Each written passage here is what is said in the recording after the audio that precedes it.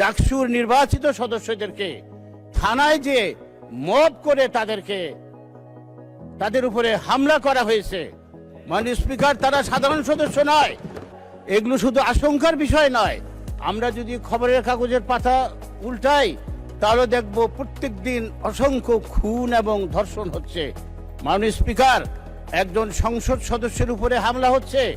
দেশের আইন শৃঙ্খলা পরিস্থিতির এতটা অবনতি হয়েছে যে ডাকসুর নির্বাচিত সদস্যদেরকে থানায় যে মব করে তাদের উপরে হামলা করা হয়েছে।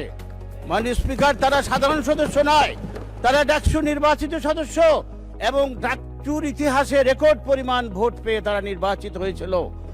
মাননীয় স্পিকার, শিবির এখন বাংলাদেশের সমস্ত বিশ্ববিদ্যালয়ের লক্ষ লক্ষ তরুণ তরুণীর হৃদয়ের স্পন্দনের নাম। তাদেরকে খেলো করে দেখার কোনো সুযোগ নাই। মাননীয় স্পিকার, আমাদের সম্মানিত সংসদ সদস্য শহীদউদ্দিন চৌধুরী এনি এই 2 দিন আগে সংসদে দাঁড়িয়ে ছাত্র রাজনীতি নিয়ে আলোচনার প্রস্তাব দিয়েছিলেন। ঠিক তার একদিন পরেই ঢাকা বিশ্ববিদ্যালয়ের নির্বাচিত সদস্যদের উপরে হামলা হলো। মাননীয় স্পিকার, আমরা এটাকে কিভাবে ব্যাখ্যা করব?